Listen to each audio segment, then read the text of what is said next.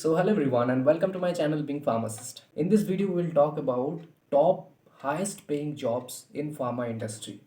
If you are a pharmacy student, maybe if you've done B Pharm or M Pharm or PharmD student, then what are the some top highest paying careers or highest paying industries or highest paying jobs, right?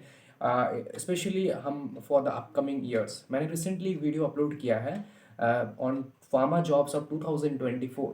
Now करीब करीब similar ही होगा ये video और वो video, लेकिन वो वाला जो वीडियो है उस पर मैंने डिस्कस किया है कि दिस ईयर अपकमिंग ईयर 2024 के लिए कौन कौन से जॉब्स हाईलाइट पे रहेंगे, कौन कौन से सेक्टर्स के जो जॉब्स है वो ट्रेंड पे रहेंगे, राइट। एंड इस वीडियो में हम लोग बात करेंगे कि जनरली किसी भी टाइप के आप स्टूडेंट हो, आप फार्मा सेक्टर में आपको जॉब करना है तो कौन कौन से जो है हाईएस्ट पेइंग सेक्टर है, यहाँ पे मैं सैलरी भी डिस्कस करूँगा। सबसे पहले मैं यहाँ पे जो रखूँगा, मतलब सबसे पहले मतलब हम लोग नीचे से ऊपर तक जाएंगे, तो यहाँ पे सबसे पहले हम लोग रखते हैं यहाँ पे प्रोडक्शन डिपार्टमेंट को। प्रोडक्शन डिपार्टमेंट मतलब फार्मा मैन्युफैक्चरिंग या फिर फार्मा कंपनी के जो प्रोडक्शन डिपार्टमेंट होते हैं उसको रखेंगे। अब यहाँ पे मैं सबसे पहले तो क्लियर कर दूँ, अगर आपने सिंपल बी फार्म किया, if you are B pharm fresher, okay, और एम फार्म फ्रेशर, तो maybe as a starting fresher थोड़ा सा आपको स्ट्रगल करना पड़े, right. When you are entering a pharma industry in manufacturing department और Q A Q C, हो सकता है आपका सैलरी सबसे कम हो लगेगा। If you are B pharm fresher then आप लोग सैलरी एक्सपेक्ट कर सकते हो मैक्सिमम 15 to 22 के मैक्सिमम, इससे ज़्यादा नहीं एक्सपेक्ट कर सकते आप लोग। अगर आप लोग एज जूनियर आप लोग एंटर कर रहे हो, इफ़ यू एवर ट्रेनी तो आपको 11-12 थाउजेंड भी मिल सकते हैं। ट्रेनिंग के हिसाब से भी काफ़ी काफ़ी मैक्सिमम देते हैं। नॉर्मली ट्रेनिंग के जॉब्स देते हैं जो कॉलेज के प्लेसमेंट होते हैं उनमें, राइट। लेकिन विद इन 2 और 3 ईयर, राइट, आपका करियर ग्रोथ बहुत ज़्यादा है यहाँ पे। विद इन 2-3 ईयर्स आपका वो सैलरी काफ़ी जब जाके 5,000-10,000 करके इंक्रीज़ होगा, तो आप लोग 2-3 सालों में आपका 30-35,000 अराउंड करके 40,000 तक जा सकता है। उसके बाद इंटरचेंज भी करते हैं, मैंने इस कंपनी से उस कंपनी में गया तो हायर, जैसे कंपनी किसी दूसरे में जाऊँगा तो हायर पोस्ट होंगे तो हायर सैलरी भी होंगे। तो फार्मा कंपनी को इसीलिए यहाँ पे one of the top paying salary में हम लोग रखेंगे। सेकंड चलते हैं तो मैन्युफैक्चरिंग को छोड़कर भी और दो है, एक है क्यूसी और एक है क्यूए। इन दोनों को साथ में बात करते हैं। क्यूसी के जो जॉब्स होते हैं वो मेनली क्वालिटी कंट्रोल और क्वालिटी टेस्टिंग जॉब्स होते हैं। ये जॉब्स होते हैं जो स्पेशली इसके लिए आपका केमिस्ट्री स्ट्रांग होना चाहिए, माइक्रोबायोलॉजिकल का नॉलेज अच्छा होना चाहिए, फार्मा एनालिसिस का नॉलेज अच्छा होना चाहिए, इंस्ट्रूमेंट हैंडलिंग जो होता है वो भी अच्छा होना चाहिए। डिफरेंट इंस्ट्रूमेंटेशन को लेकर आपको काम करना होता है, HPLC वगैरह। तो अगर आप फार्मा एनालिसिस में एम फार्म करते हो या फिर आप लोग माइक्रोबायोलॉजी डिपार्टमेंट से बिलोंग करते हो या फिर बी फार्म भी करते हो, तो आप लोग क्यूसी में एंटर कर सकते हो एज ए क्यूसी केमिस्ट और क्यूसी ऑफिसर। एंड क्यूसी का सैलरी भी काफ़ी अच्छा है, राइट, काफ़ी अच्छा है, लाइक फार्मा मैन्युफैक्चरिंग जैसा ही है। एंड ये अच्छे जॉब्स होते हैं, नॉर्मली मैन्युफैक्चरिंग जॉब्स जैसा ही है। यहाँ पे भी ग्रोथ काफ़ी अच्छे हैं। एम फार्म करने के बाद भी आप लोग एंट्री ले सकते हो किसी भी क्यूसी टेस्टिंग लैब में या फिर कंपनी में, ओके। एंड क्यूए, क्यूए का जो जॉब्स होता है quality assurance, okay, quality assurance job होता है थोड़ा सा better jobs as compare to QC and manufacturing. QA के जॉब्स थोड़ा सा और अच्छे होते हैं, ये वैलिडेट करते हैं, मेनली ऑफिसर्स होते हैं क्यूए ऑफिसर। तो जो क्वालिटी कंट्रोल में क्वालिटी टेस्ट होता है एक पर्टिकुलर एक किसी भी ड्रग का या फिर कोई सब्सटेंस का, उसका वैलिडेशन करते हैं ये क्यूए वाले। और ये क्यूए अगर अप्रूवल देते हैं तभी वो आगे और प्रोसेस के लिए जाते हैं वो ड्रग, ठीक है, या फिर वो मेडिसिन। अदरवाइज वो फिर से सब कुछ करना होगा, ये होता है उनका काम। तो क्यूए इजीली नहीं मिलते, क्यूए के जॉब्स आफ्टर बी फार्म, लेकिन आफ्टर एम फार्म या फिर क्यूए में अगर स्पेशली एम फार्म करते हो या फिर सीटिक्स में काफ़ी टाइम पे बी फार्म के बाद भी आप लोग एज ए जूनियर जा सकते हो क्यूए पे, अगर मिलते हैं तो डिपेंड करता है आपके कॉलेज प्लेसमेंट के ऊपर। अदरवाइज आप खुद से भी अगर कर पाए तो that will be great thing. QA के जॉब्स के बारे में बात करें तो अराउंड 2.8 से लेकर 4 LPA तक जा सकता है आपका starting salary. And around 2.2 to 3.5 या फिर 3.1 ऐसे कुछ LPA जा सकता है आपका when we talk about the QC, okay. But as I said within 2-3 years आपका बहुत लाइक जैसा ग्रोथ आपका इस इंडस्ट्री में होगा और किसी में नहीं होगा।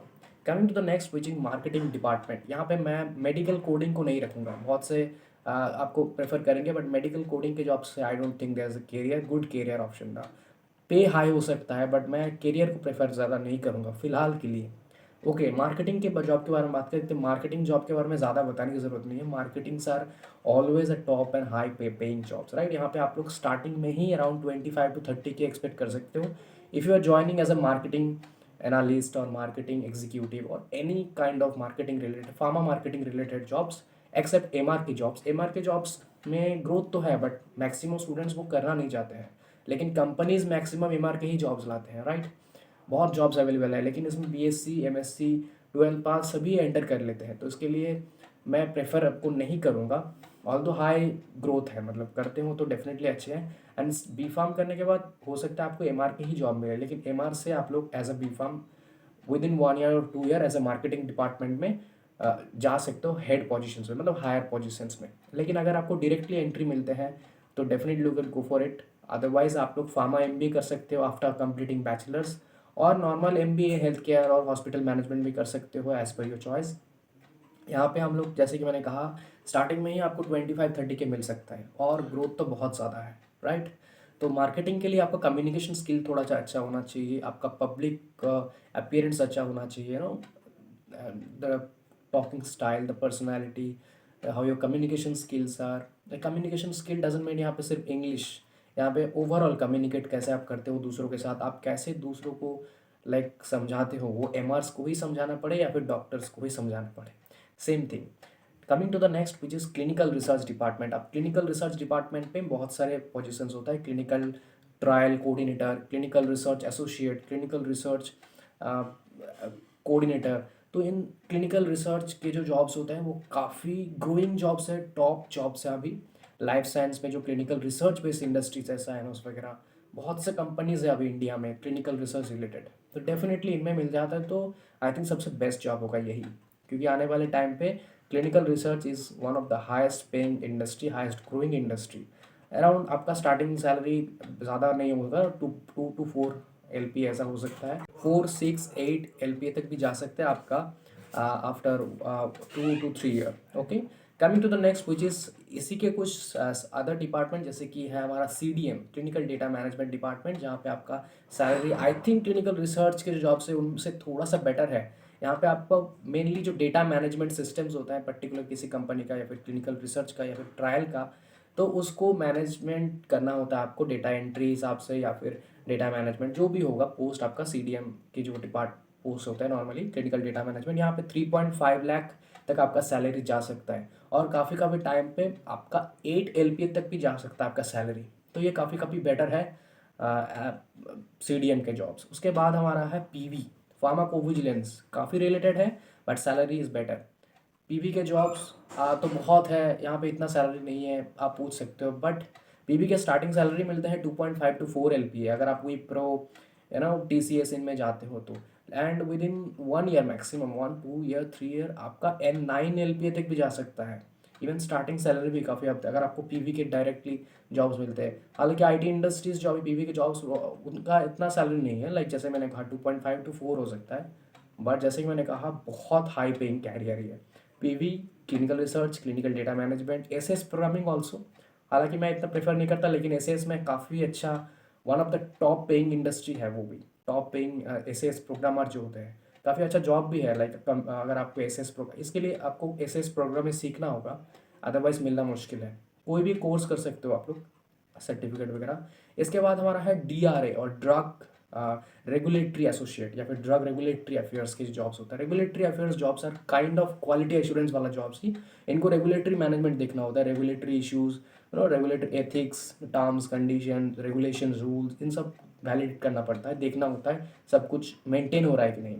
किसी भी इंडस्ट्री में हो सकता है, कंपनी में हो सकता है, रेगुलेटरी एजेंसीज हो सकता है, काफ़ी अच्छा जॉब्स होता है। इसके अलावा भी जो जॉब्स है वो है R&D एंड ड्रग डिस्कवरी में, drug discovery and drug management. तो R&D में रिसर्च एंड डेवलपमेंट के जो जॉब्स है, हालांकि आगे इसका कुछ नया ट्रेंड नहीं मिलेगा, जो है वैसे ही चले आ रहा है, लेकिन काफ़ी अच्छा साइंटिस्ट वाला पोस्ट अगर आपको मिलते हैं तो अच्छा जॉब्स है, लेकिन बहुत हेक्टिक है, मतलब थोड़ा सा आपको ज़्यादा प्रेशर देना होगा अपने जॉब टाइम पे एंड करियर पे, तभी मिलेगा आपको। ऐसे बी फार्म के बाद नहीं मिल जाएगा आपको, मास्टर्स PhD इनको मिलते हैं, गेट GPAT जिनके पास कोर्स है, राइट।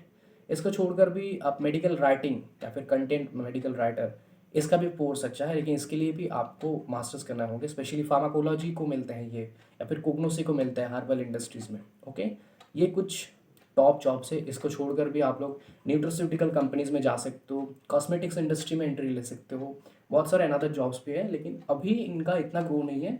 मतलब as when you are talking about the salary based jobs तो अच्छे हैं, बट सैलरी बेस्ड इतना अच्छा नहीं है। तो इनमें जितने भी मैंने कैरियर्स बताया, इनके बारे में किसी के बारे में भी आपको डिटेल में और कुछ जानना है तो कमेंट कर देना बस, कि sir we need to know more about CDM या फिर CR और CTA, मतलब क्लिनिकल ट्रायल और मार्केटिंग वट, मैं उसके ऊपर एक डिटेल वीडियो बना दूंगा। ठीक है, that is all about the video. Thank you so much, and please subscribe, like, comment and share this video to everybody. Thank you.